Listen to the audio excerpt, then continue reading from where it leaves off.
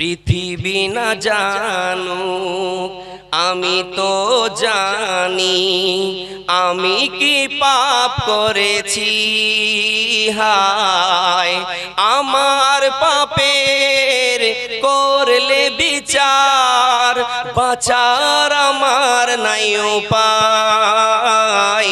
দয়াময় প্রভু মাফ করো আমায়, মাফ করো আমায়। পৃথিবী না জানুক আমি তো জানি আমি কি পাপ করেছি। হায় আমার পাপের করলে বিচার, বাঁচার আমার নাই উপায়।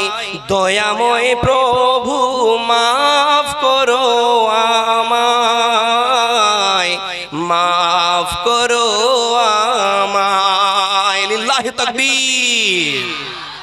আমরা আমাদের পাপের ব্যাপারে বেশি কিছু জানি না, আমাদের পাপের ব্যাপারটা সব চাইতে বেশি ভালো জানেন আল্লাহ তাআলা, তাই না? দেখুন তো আমার প্রিয় ভাইরা, আমাদের পাপ সব চাইতে ভালো জানেন আল্লাহ, আর আমাদের পাপ কেবলমাত্র মাফ করতে পারিনি আল্লাহ। তাহলে আমরা আমাদের পাপগুলোকে, আমরা আমাদের অপরাধগুলোকে পৃথিবীর কোনো মানুষের কাছে ব্যক্ত করব কেন? এই একটু ব্রেনটা খাটান না। আমরা আমাদের অপরাধগুলোকে, আমরা আমাদের পাপগুলোকে, আমরা আমাদের গুনাহগুলোকে পৃথিবীর কোনো মানুষকে বলবো কেন? আমরা কেন পীরকে গিয়ে বলবো? আমরা কেন কোনো পণ্ডিতকে গিয়ে বলবো? আমরা কেন কোনো আলেম ওলামাকে গিয়ে বলবো? সে যতই বড় জ্ঞানী হোক না কেন, যতই বড় পণ্ডিত হোক না কেন, আমরা আমাদের পাপগুলোকে, আমরা আমাদের অপরাধগুলোকে, আমরা আমাদের গুনাহগুলোকে পৃথিবীর কোনো মানুষের কাছে গিয়ে বলবো না। আমরা আমাদের অপরাধগুলোকে ডাইরেক্ট আল্লাহকে বলবো, আর বলবো আল্লাহ আমি এই অপরাধটা করেছি, এই গুনাহটা করেছি, আমার দ্বারা এই অপরাধ হয়ে গেছে, আল্লাহ তুমি আমাকে মাফ করে দাও। ইনশাআল্লাহ আল্লাহ তাআলা মাফ করে দেবেন। দেবেন কি দেবেন না? এই জন্য রাব্বুল আলামিন বলেন, গোলাম আমি হলাম গাফিরুজ যাম কাবিলুত তাওব, আমার কাজ হলো গুনাহ মাফ করা, তওবা কবুল করা। সুতরাং তোমাদের দ্বারাই যখন কোনো পাপ হয়ে যাবে তোমরা আমার কাছে ক্ষমা চাইবে, আমি আল্লাহ তোমাকে মাফ করে দেব। জোরে বলুন সুবহানাল্লাহ। আল্লাহ নিজে বলছেন যে ও আমার বান্দারা, আমি হলাম গাফিরুজ যাম, মানে গুনাহ মাফ করনে ওয়ালা, কাবিলুত তাওব, তওবা কবুল করনে ওয়ালা। তোমাদের ভুল হয়ে গেছে, পাপ হয়ে গেছে, আমার কাছে এসে তওবা করো, ক্ষমা চাও, আমি তোমাদের মাফ করে দেব। দেখুন, শয়তানের কাজ হচ্ছে ওয়াসওয়াসা দিয়ে মানুষের দ্বারা পাপ করিয়ে নেওয়া, আর মানুষের কাজ হচ্ছে পাপ করে ফেলা, আর আল্লাহর কাজ হচ্ছে পাপ মাফ করে দেওয়া। জোরে বলুন সুবহানাল্লাহ। একদিন শয়তান আল্লাহকে বলছে, আল্লাহ আপনি তো আমাকে জাহান্নামে দেবেন, ঠিক আছে, কিন্তু আমি একাই জাহান্নামে যাব না, আমি আপনার বান্দাদের সাথে নিয়ে জামাতে জাহান্নামে ঢুকবো, পারলে আপনি জাহান্নাম আরেকটা বানান। আল্লাহ তাআলা তখন বলছে, শয়তান ইউ চ্যালেঞ্জড মি, তুই আমার সঙ্গে চ্যালেঞ্জ করলি, তুই জানিস I am the great king of kings, the maharaja, আমি রাজার রাজা, বড় রাজা, মহারাজা, আর তুই আমার সঙ্গে চ্যালেঞ্জ করলি। ওকে ডান, আই অ্যাকসেপ্টেড ইওর চ্যালেঞ্জ, আমি তোমার চ্যালেঞ্জ গ্রহণ করলাম। তুই আজীবন ওয়াসওয়াসা দিয়ে আমার বান্দাদেরকে পাপ করাবি, আর আমার ওই বান্দা যদি কোনো একদিন অনুতপ্ত হয়ে, অনুশোচনায় কাতর হয়ে এইরকম একটা আন্দারিয়ার মানে জলসা মাহফিলে এসে চোখের পানি ছেড়ে যদি আমার কাছে ক্ষমা চায়, আমি আল্লাহ মাফ করে দেব, তুই কি করবি? এই জন্য রাব্বুল আলামিন বলেন, গোলাম তোমরা যদি গুনাহ না করতে, অন্যায় না করতে, তাহলে আমি তোমাদের ধ্বংস করে দিয়ে তোমাদের জায়গায় এমন এক জাতি বানাতাম যারা সকালে পাপ করে দুপুরে ক্ষমা চাইতো, দুপুরে পাপ করে রাত্রে ক্ষমা চাইতো, রাত্রে পাপ করে আগামীকাল ক্ষমা চাইতো, আর আমি আল্লাহ মাফ করে দিতাম। জোরে বলুন সুবহানাল্লাহ। চিন্তা করুন, চিন্তা করুন আমার মুসলমান ভাইরা, আমার মা বোনেরা, আল্লাহ কত বড় কথা বলতেছেন দেখুন। আমরা যখন আল্লাহর কাছে ক্ষমা চাই, আমরা যখন আল্লাহর কাছে তওবা করি, আমরা যখন আল্লাহর কাছে কান্নাকাটি করি, তখন আল্লাহ তাআলা প্রচন্ড খুশি হয়ে যান। আল্লাহ এটা পছন্দ করেন যে বান্দা আমার কাছে চাইবে, বান্দা আমার কাছে ক্ষমা চাইবে, এটা আল্লাহ তাআলা কি করেন? পছন্দ করেন, ভালোবাসেন। এই জন্যই তো বিশ্বনবী বলছেন, বিশ্বনবী বলেন ওয়াল্লাহি ইন্নী আস্তাগফিরুল্লাহ ওয়া আতুবু ইলাইহি ফিল ইয়াউম আকসারা মিন ৭০ মাররা। বিশ্বনবী বলেন আল্লাহর কসম আমি প্রতিদিন ৭০ বারেরও বেশি আল্লাহর কাছে তওবা ইস্তেগফার করি। জোরে বলুন সুবহানাল্লাহ।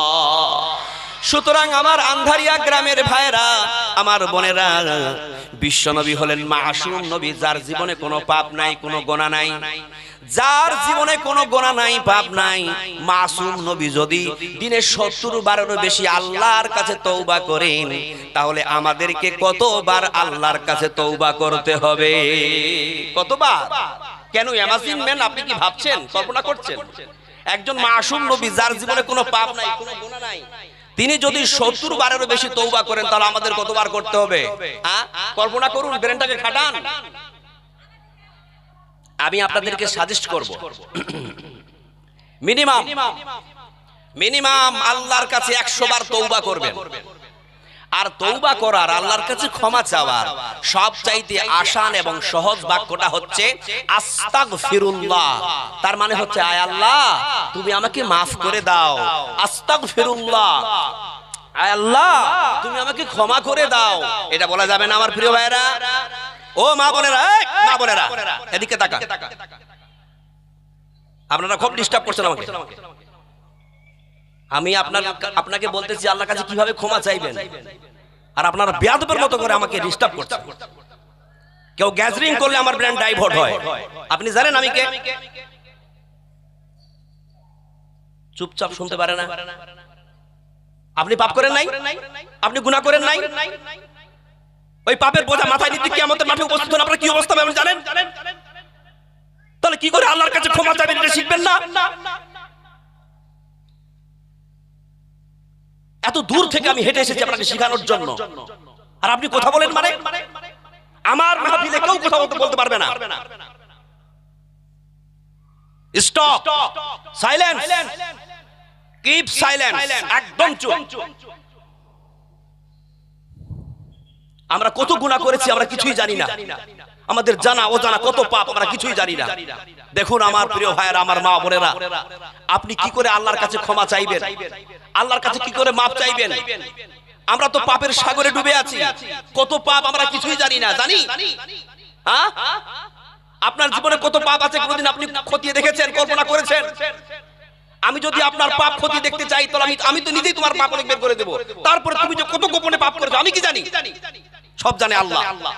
যেদিন পাকড়াও করবে সেই দিন বুঝতে পারবেন, জীবনের 12টা বেজে যাবে। দেখুন আল্লাহর কাছে ক্ষমা চাওয়ার সলিউশন বলছি, একটু অ্যাকসেপ্ট করার চেষ্টা করুন, নেওয়ার চেষ্টা করুন। আল্লাহর কাছে যখন চাইবেন তখন চোখের পানি ছেড়ে আল্লাহর কাছে চাইবেন, এটা পদ্ধতি বলছি। কারণ অনুতপ্ত বান্দার চোখের পানি নাকের ডোগাবে জমিনে পড়ার আগে ক্ষমা করে দেয় কে? আল্লাহ। এই জন্য বিশ্বনবী বলেন মানুষের শরীরের 2টা ফোঁটা আল্লাহর কাছে সব চাইতে বেশি প্রিয়। একটা হলো জিহাদের ময়দানে রক্তের ফোঁটা, আর একটা হলো অনুতপ্ত বান্দার চোখের পানির ফোঁটা। জোরে বলুন সুবহানাল্লাহ। অর্থাৎ যখন কোন মানুষ অনুতপ্ত হয়ে, অনুশোচনায় কাতর হয়ে আল্লাহর কাছে তওবা করতে করতে, আল্লাহর কাছে কান্নাকাটি করতে করতে নিজের চোখের পানি বইয়ে দেয়, বিশ্বনবী বলেন ওই চোখের পানির বিন্দুটা আল্লাহর কাছে সব চাইতে বেশি প্রিয়। আল্লাহর কাছে সব চাইতে বেশি প্রিয়।